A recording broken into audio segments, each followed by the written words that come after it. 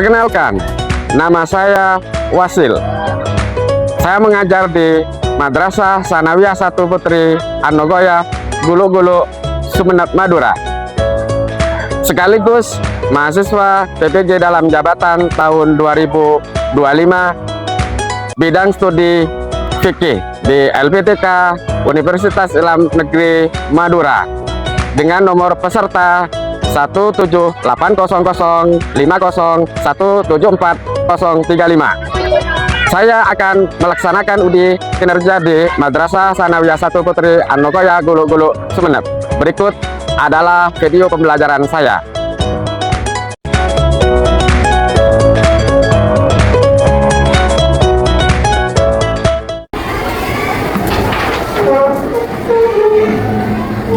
Assalamualaikum warahmatullahi wabarakatuh. Waalaikumsalam warahmatullahi wabarakatuh. Silakan duduk. Ketua kelas, silakan pimpin doanya. Bismillahirrahmanirrahim. Rabbi zidni ilma warzuqni fahma. Rabbi shrah li sadri wa yassir li amri wahlul 'uqdatam min lisani yafqahu qawli. Alhamdulillah. Selanjutnya mari kita untuk menambah kecintaan kita terhadap negara kita Indonesia, kita nyanyikan lagu kebangsaan kita. Silakan dipimpin ketua kelas. Nyanyikan lagu nasional 1, 2, 3. Bulan Agustus tahun 45.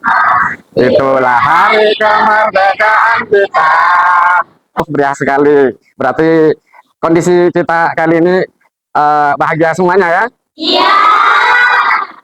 Gimana kabarnya? Baik. Bahagia seperti yang tadi? Bahagia.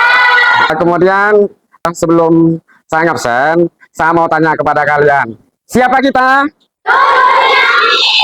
Siapa kita? MTS 1 Putri Anogoya? MTS 1 Putri Anogoya?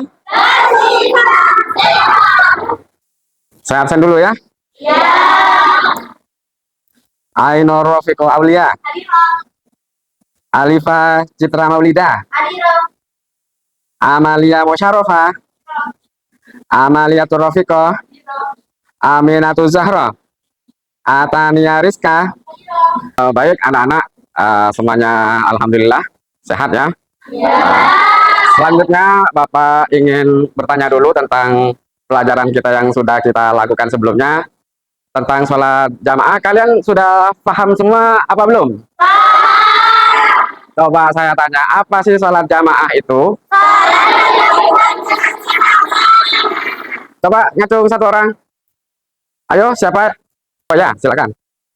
Sholat yang dilakukan secara berjamaah. Dan ada imam dan makmum ya. Ya. Nah, selanjutnya kita masuk ke materi selanjutnya, itu tentang sholat jamak dan sholat qashar. Sholat jamak dan sholat qashar ini penting karena satu waktu kita tidak akan lepas akan melakukan sebuah perjalanan ataupun dalam kondisi kita yang darurat, seperti misalnya kita sedang sakit, umpamanya agak parah sakitnya, maka kita diperbolehkan untuk bisa menjamak sholat. Nah, atau kalau kita lagi bepergian, umpamanya ke pulang kampung atau pergi menjenguk nenek di kampung halamannya jauh, umpamanya di Surabaya. Nah, kita dalam kondisi kecapean seperti itu, kita diperbolehkan menjamak, bahkan mengqasharnya ya.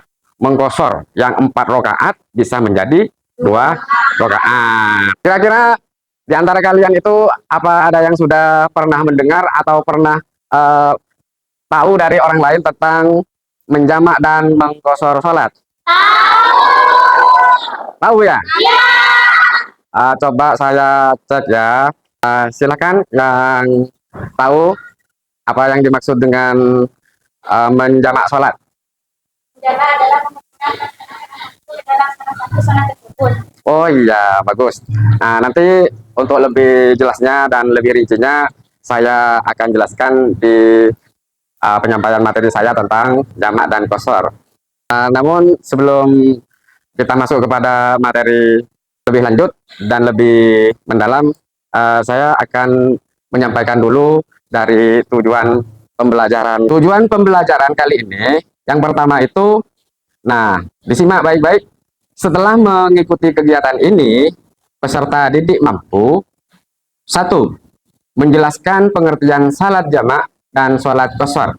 Jadi nanti sesudah dipaparkan tentang pengertian sholat, baik sholat jamak atau sholat qashar, kalian itu harus bisa menjelaskan dari pengertian sholat-sholat tersebut. Itu ya poin yang pertama. Kemudian yang kedua, menyebutkan syarat dan ketentuan sah sholat jamak dan sholat qashar. Nah, karena masing-masing dari sholat jamak dan qashar itu ada syarat atau ketentuan-ketentuannya, maka setelah pengertian nanti akan disampaikan ketentuan-ketentuan, dan kalian itu harus dapat menyebutkan ketentuan-ketentuan atau syarat dari salat jamak dan salat qashar. Kemudian tujuan pembelajaran yang ketiga, menjelaskan perbedaan antara sholat jamak dan sholat qashar. Nah, jadi di poin ketiga ini kalian setelah menyimak materi harus bisa menjelaskan, harus bisa mempunyai pemahaman tentang perbedaan antara sholat jamak dan sholat qashar. Dan yang terakhir dari tujuan pembelajaran kita kali ini adalah memberikan contoh kondisi yang diperbolehkan sholat, baik sholat jamak atau sholat qashar. Nah, di poin terakhir nanti saya minta beberapa di antara kalian itu untuk bisa memberikan contoh kondisi yang diperbolehkannya tentang melakukan sholat jamak dan sholat qashar. Untuk membahas lebih lanjut tentang materi sholat jamak dan qashar, saya sudah sediakan video pembelajarannya. Silakan disimak baik-baik ya. Iya. Sholat jamak dan qashar.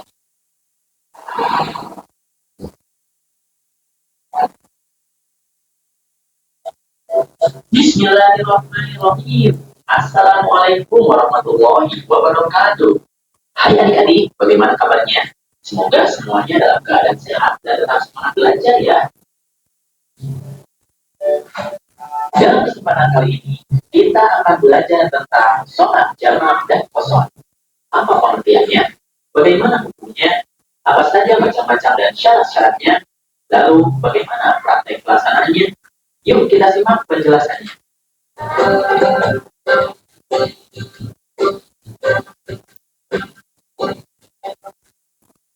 Adik-adik, kalian pernah berada dalam perjalanan jauh, misalnya mudik atau pergi ke luar negeri untuk belajar? Jika kalian sedang dalam perjalanan jauh, kalian bisa sholat jamak dan qashar loh. Apa sih pengertian sholat jamak dan qashar?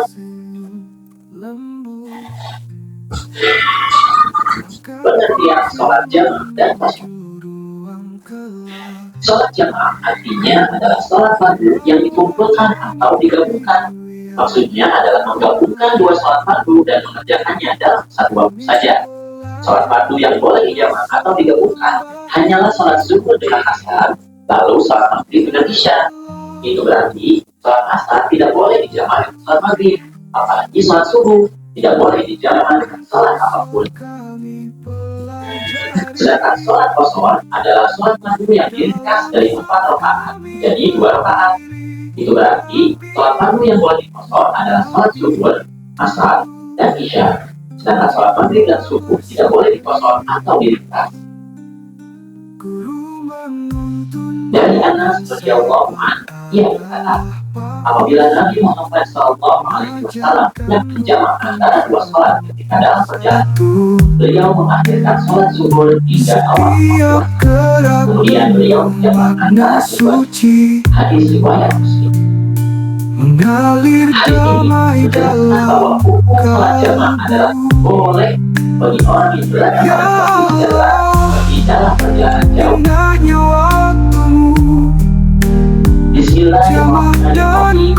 Dan apabila kamu kebagian kami, maka tidaklah mengapa kamu mengkosongkan oleh orang kafir. Sesungguhnya orang-orang kafir itu adalah musuh yang nyata bagimu. Quran Surat An-Nisa ayat 101. Ayat ini menjelaskan bahwa hukum sholat qasar adalah sunnah bagi orang yang berada pada kondisi darurat. Macam-macam sholat jamaah. Sholat jamaah ada dua macam, yaitu jamaah takdim dan jamaah takhir. Sholat jamaah takdim adalah sholat yang dikumpulkan pada waktu sholat yang lebih dahulu atau sholat yang pertama. Misalnya menjamak atau mengumpulkan sholat zuhur dengan asar pada waktu sholat zuhur dan menjamak sholat maghrib dengan sholat isya pada waktu sholat maghrib. Sedangkan sholat jamaah takhir adalah sholat yang dikumpulkan pada waktu sholat yang terakhir atau sholat yang kedua. Misalnya menjamak atau mengumpulkan sholat zuhur dengan asar pada waktu sholat asar dan menjamak sholat maghrib dengan sholat isya pada waktu sholat isya. Baik, anak-anakku sekalian, setelah kalian menyimak video tadi, gimana, apa sudah dipahami tentang tentang sholat jamak dan qasar? Namun sedikit saya tambah ya tentang dalil-dalil daripada sholat jamak dan sholat qasar ini. Ini tetap fokus kepada TV ya. Dasar hukum daripada diperbolehkannya sholat qasar. Nah, dasar hukum dari sholat qasar ini diambil dari hadis Nabi. Nah, yaitu ketika Rasulullah Nabi Muhammad Shallallahu Alaihi Wasallam itu berada pada kondisi perang Tabuk ya.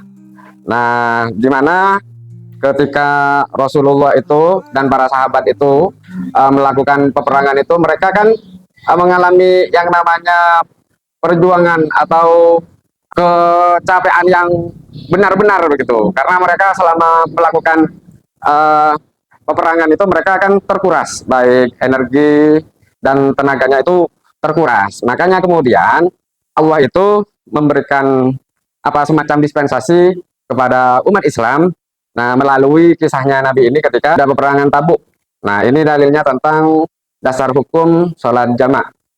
Nah, saya bacakan, annan nabiyya sallallahu alaihi wasallam kana fi wazwati Tabukin. Satu saat Rasulullah itu bersama sahabat kaum muslimin menjalani perang yang disebut dengan perang Tabuk. Nah, dalam kondisi itu idhar tahalal maghribi ajjalal isya. Satu waktu Rasulullah ketika perang Tabuk itu menyegerakan sholat isya. Ya, menyegerakan artinya segera melakukan sholat isya, padahal waktunya sholat isya masih belum sampai begitu ya. Ini yang dikatakan dengan sholat jamak. Jadi mengumpulkan sholat isya kepada sholat maghrib. Nah, ini menjamak. Yang disebut dengan jamak. Jamak apa? Jamak apa yang didahulukan? Jamak takdim ya. Kalau jamak yang diakhirkan itu jamak apa? Iya. Dasar hukum atau dalil dari kebolehannya sholat qasar ini didasarkan pada sebuah ayat. Nah, ini ayatnya. Saya bacakan, wa idza darabtum fil ardi falaisa 'alaikum junahun an taksuru. Nah, artinya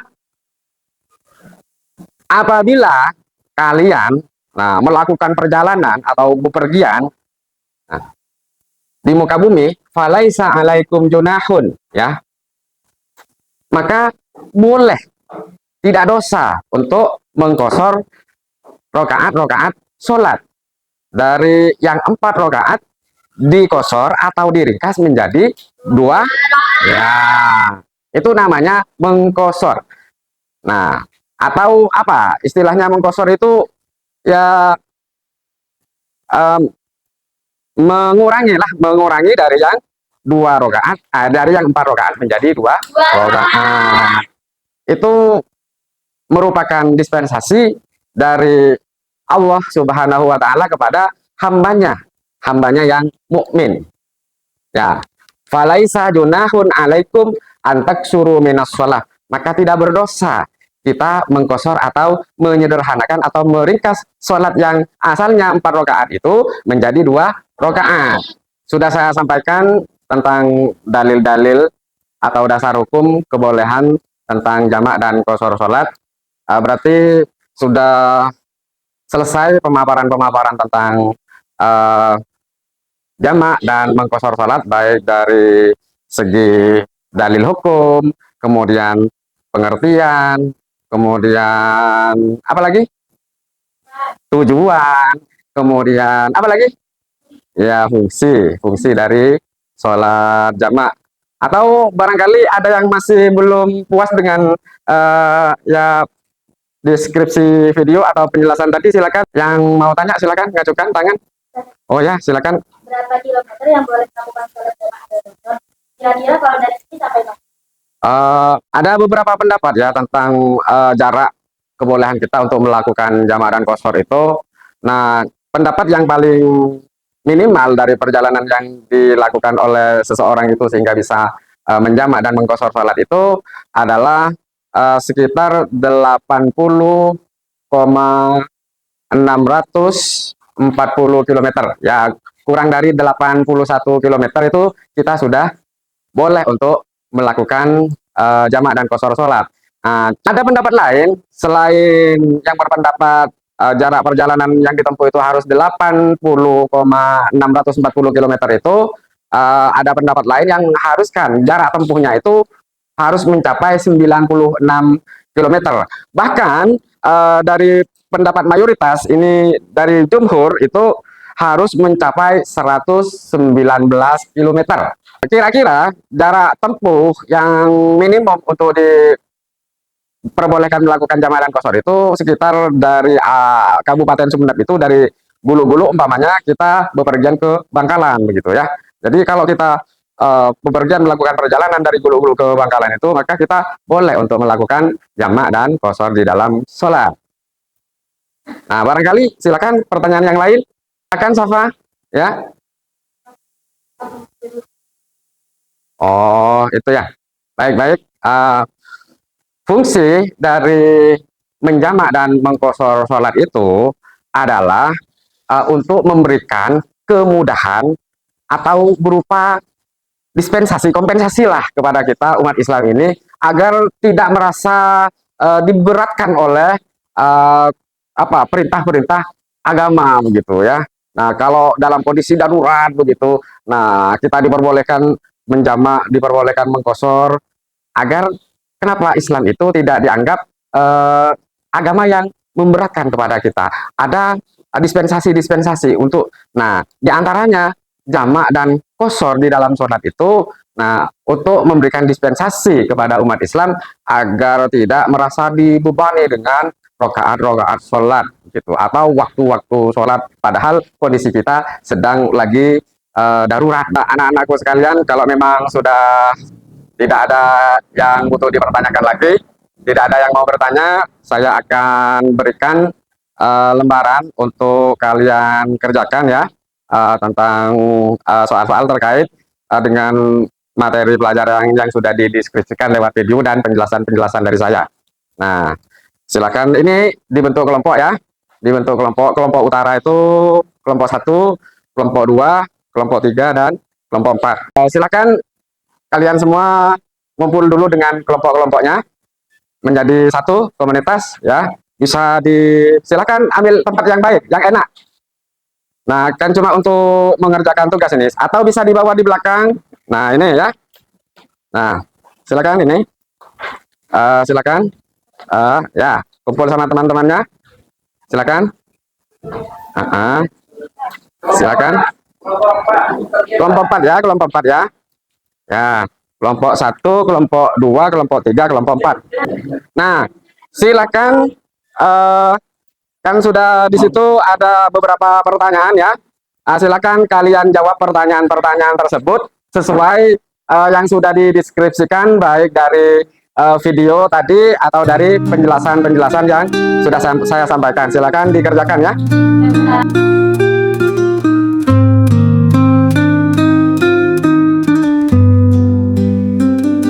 Mentari pagi tersenyum lembut, langkah kecil menuju ruang kelas. Di bawah langit biru yang tenang, kami belajar makna sembahyang. Ya Allah, indahnya waktumu, jamak dan qashar kami pelajari. Dalam saf kami berdiri rapi, hati tunduk, jiwa berseri. Guru menuntun dengan sabar adalah Pak Wasil, mengajarkan rukun satu persatu. Setiap gerak penuh makna suci, mengalir damai dalam kalbu. Ya Allah, indahnya waktumu, jamak dan qashar kami pahami. Di kelas dinamis kami bersatu, mengabdi ilmu yang abadi. Angin pagi berbisik. Baik, setelah kalian melakukan diskusi itu, saya akan mempersilakan kepada kelompok 2, silakan ke depan untuk mempresentasikan hasil diskusinya. Silakan ke depan kelompok 2. Ya, walaupun tidak semuanya ada apa-apa, kalau kebanyakan ya semuanya ada apa-apa. Nah, ini kan teman-teman semua masing-masing kelompok itu kan tadi sudah belajar melalui diskusi antar kelompok ya. Nah, terkait materi jamak dan qashar. Silakan teman-teman yang lain itu tanya kepada temennya yang di depan. Satu pertanyaan saja. Coba siapa? Kelompok yang mana? Oh, silakan. Apa saja syarat-syarat dari sholat? Di kelas dinamis kami Ya, itu ditanya sama temannya apa saja katanya syarat-syarat sholat jamak dan qashar. Silakan disampaikan. Adalah turunnya salju dan cuaca sangat dingin. Pada saat melaksanakan haji Arafah dan Muzdalifah. Oh, itu syarat-syarat diperbolehkannya untuk menjamak sholat. Ya, ya cukup untuk kelompok 2. Silakan duduk lagi. Silakan kelompok 4 ya, kelompok 4 ya. Kelompok 4 ke depan silakan. Kelompok 4. Silakan kelompok 4.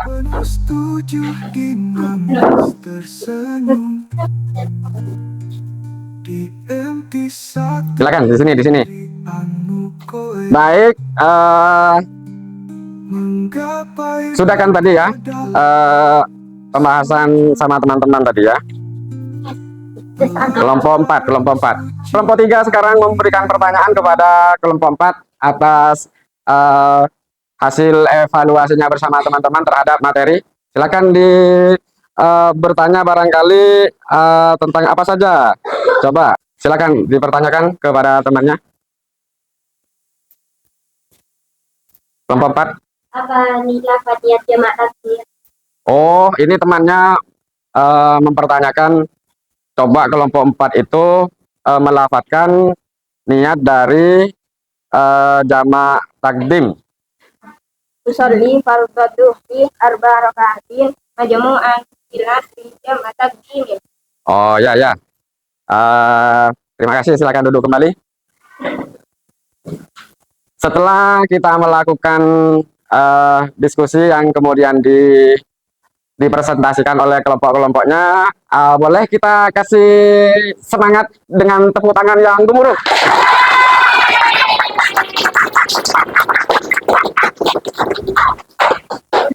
Selanjutnya di akhir pembelajaran kita kali ini saya akan menyimpulkan tentang apa yang telah kita pelajari tadi itu.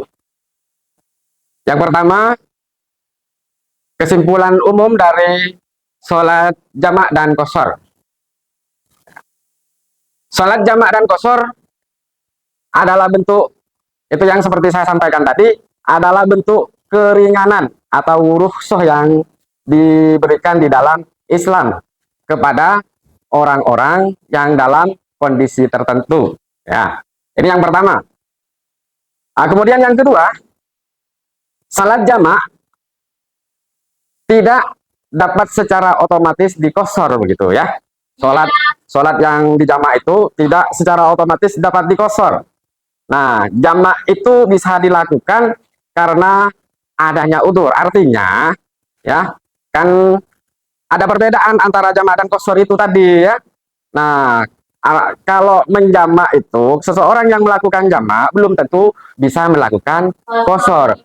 Belum tentu boleh untuk melakukan kosor, karena untuk kosor itu syaratnya harus melakukan safar, melakukan perjalanan, sementara untuk jamak tidak begitu ya. Paham? Wah, bagus. Nah, yang ketiga, jamak adalah menggabungkan dua waktu sholat, seperti contoh asar dengan maghrib atau maghrib dengan isya ya. Bisa duhur dengan Asar. bisa maghrib dengan ya. Nah, kemudian yang keempat, musafir yang belum memahami hukum qashar tetapi melaksanakannya karena safar, salatnya tetap bagus sekali, salatnya tetap sah walaupun tidak tahu umpamanya tentang qashar itu ya. Tetapi karena musafir dia melakukan qashar, salatnya sah. Yang terakhir, seorang musafir yang tertahan karena cuaca ekstrim tetap boleh melaksanakan atau boleh melaksanakan ya, seorang musafir, kamu umpamanya mau pergi ke Korea umpamanya ya, atau mau umroh umpamanya. Nah, mau umroh, namun sebelum berangkat kan kamu sudah kemas-kemas begitu barang-barangnya, mau berangkat tiba-tiba cuacanya ekstrim menjadi tertunda karena gempa umpamanya kan ya. Itu karena sudah niat melakukan safar, boleh melakukan jamak dan ya. Kesimpulan ini senada dalam diskusi-diskusinya. Nah, alhamdulillah kita sudah menjalani proses pembelajaran kali ini. Untuk menutup, silakan ketua kelas itu pimpin temannya untuk baca doanya.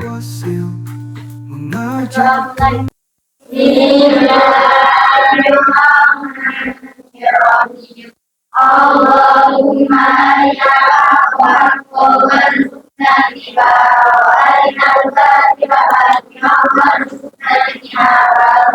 billahi rabbil wa islami dina wa Muhammadin sallallahu alaihi wasallam nabiyya wa rasulah rabbil li wa liwalidayya wa limasyayikhina wa limu'allimina. Amin. Semoga apa yang kita pelajari hari ini anak-anak ya menjadi sesuatu yang bermanfaat, barokah di dalam hidup kita. Amin. Tetap sehat selalu. Amin. Semoga sukses dunia akhirat. Amin. Assalamualaikum warahmatullahi wabarakatuh.